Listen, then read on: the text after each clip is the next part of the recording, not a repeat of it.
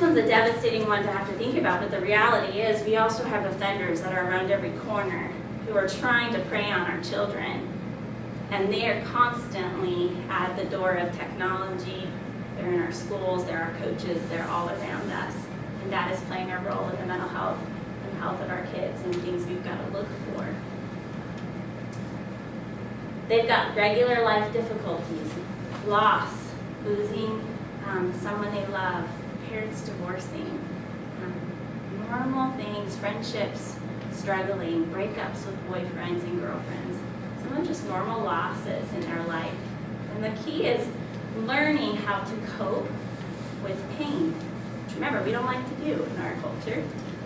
So having to learn how to process what's coming up and who can I talk to.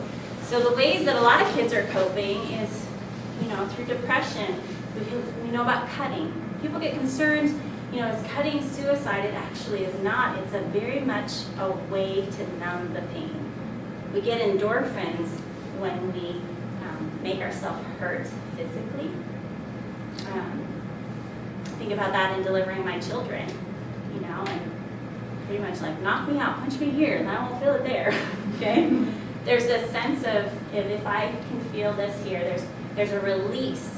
So what we do as mental health professionals is I'll say, instead of cutting, why don't you try ice? Put ice on your arm. It still gives you endorphins, that burning feeling. It's just not as scary because you won't be getting near it.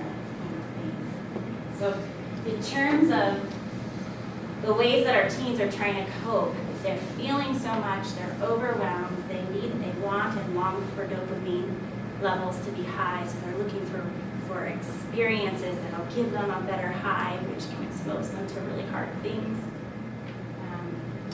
And then when they're not engaging in anything that's risk-beating, then they've got these low dopamine levels, and so life is low and boring and hard. So it's a high and then it's a low. It's high and then it's low. We do that all the way to 24. Whew. Okay, so what we're looking for is, overall, being a teen is hard, but what we want to be concerned about are some of these things. So the nature, the intensity, the severity, and the duration. Is my child's depressed today? That's typical.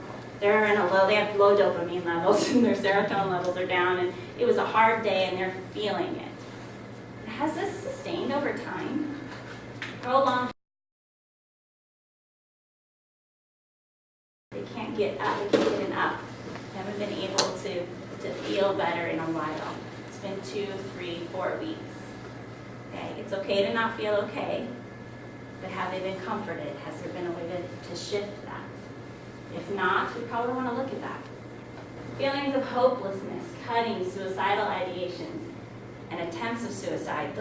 Those are severe and serious, and we don't want to minimize those and think, oh, that's typical, you're being dramatic. Okay?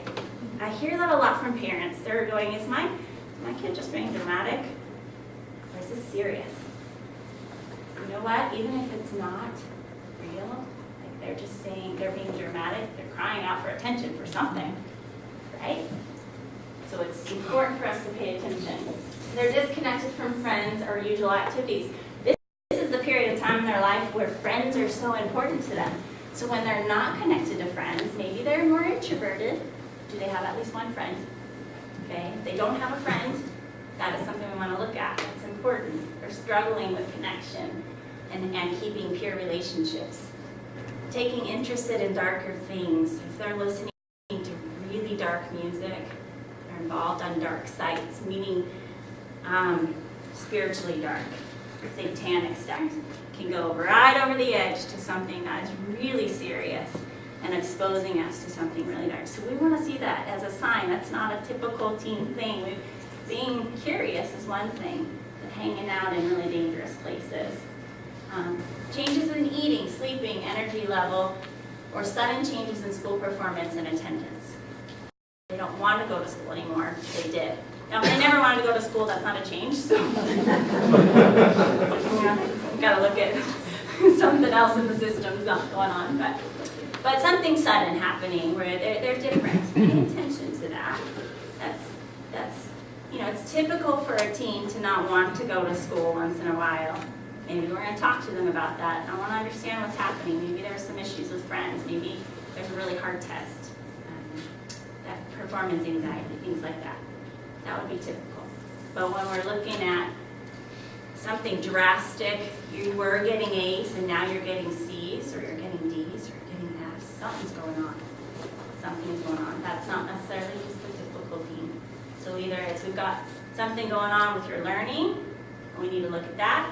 We've got something going on with your mental health, we need to look at that. We got to look at your social life, what's happening there.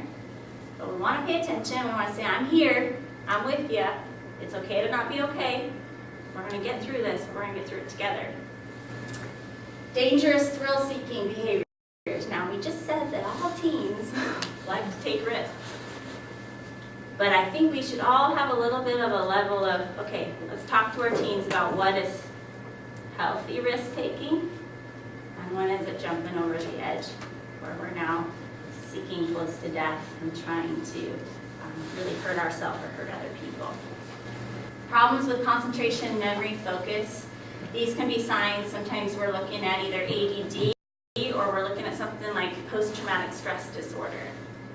PTSD is really common with kids that have had any sort of trauma in their life, and divorce can be traumatic.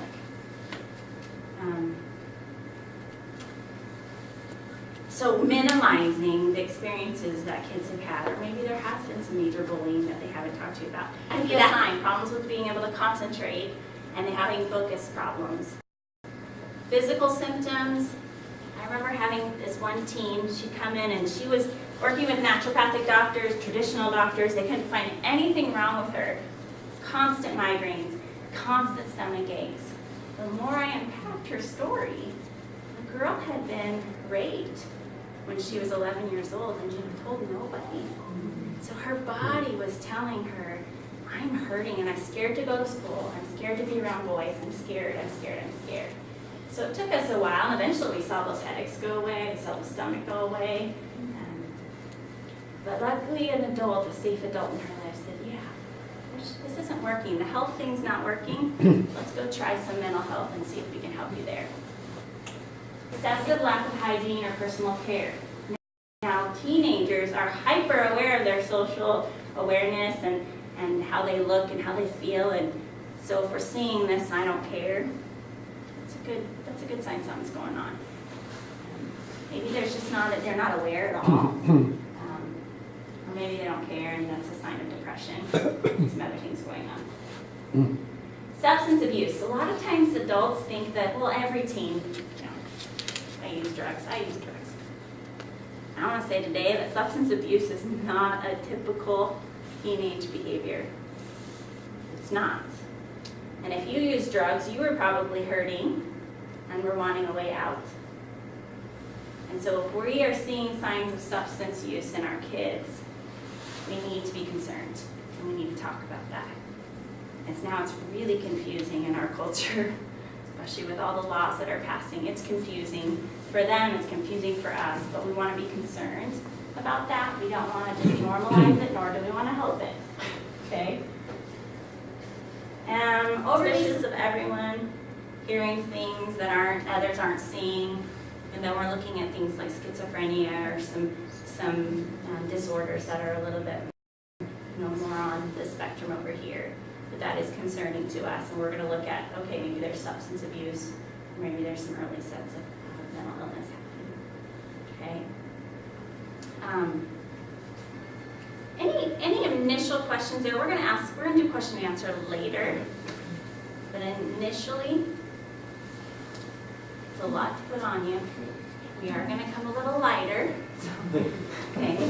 But I think what I'm saying overall is that the white water is the clue to something happening deeper. So anyone who's gone river rafting, knows that if you're guiding and you see, this turmoil on the water, there's a current going on underneath, or there's a rock, there's something. And so guides are always looking at the top of the water to help inform them of what's going on beneath. And that's a cue for us with teenagers. We're looking at what's happening on the surface. Your kid who's a hyper performer, who does everything right, that's a sign. We need to be okay with these.